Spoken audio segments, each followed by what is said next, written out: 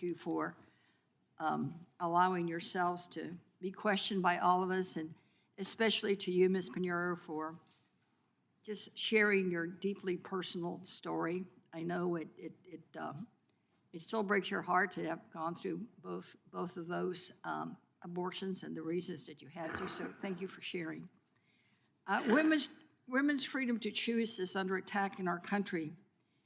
Simply put, politicians and the government have no place controlling women's freedom to choose their reproductive care. They should not be in the business of controlling women's bodies, period. The Texas law, and just for the record, I am a native Texan and I am also Catholic. The Texas law has already had devastating effects on Texas women, especially women with low income, Black and Latina women suffering the most. Many have crossed state lines to access abortion. In a sense, some of these women are fortunate because they had the resources and the logistical know-how to seek an abortion outside of Texas. But consider, for instance, a woman living in my district would have to drive 10 hours to get to a state where she could access reproductive health care. She would have to make the drive alone or risk a loved one from being sued for helping her. According to a filed amicus brief by the Planned Parenthood with the U.S. Circuit Court of Appeals for the Fifth Circuit, one woman said she is concerned with taking time off work to travel for the abortion because it could affect her job. She said she struggles to cover expenses and lives paycheck to paycheck. She considered using a ride service taxi, but the idea is scary because she knows she would be in a car alone with a stranger as she is coming off anesthesia. This is appalling that women have to have these considerations. In South Texas, where I grew up, many Latinas and immigrants already fear deportation and face huge barriers to abortion due to long distance and travel restrictions.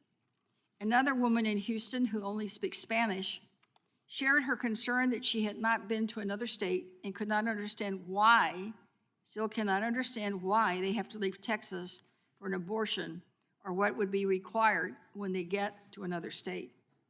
This is heartbreaking.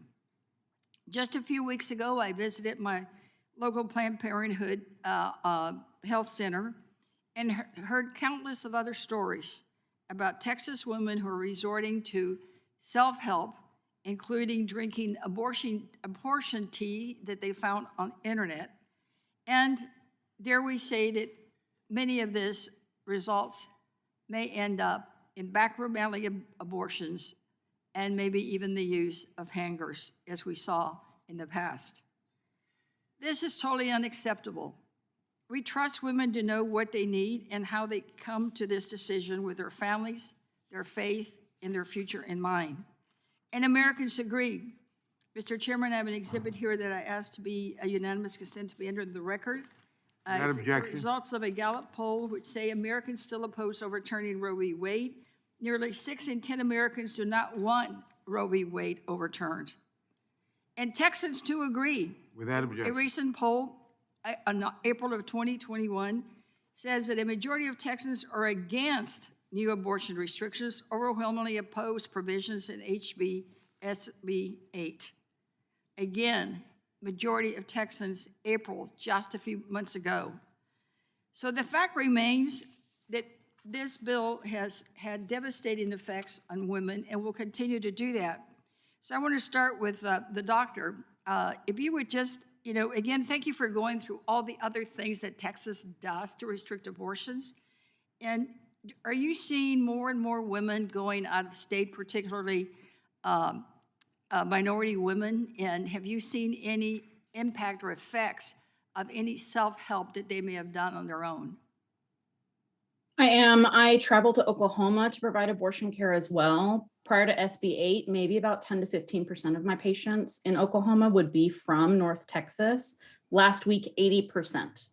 80%. Some as far as Galveston and Texas City drove to get to Oklahoma City. So I'm already seeing the devastating effects. Thankfully, we have options to self-manage abortion with mifepristone and misoprostol that can be safe. But the option is limited for many people. Thank you, and I see I just have 8 seconds, and I wanted to ask you, Ms. Pinedo, is there Young lady's anything else you time. wanted to add about Young your lady's time has experiences? expired. Thank you, I yield back. Gentleman from Utah.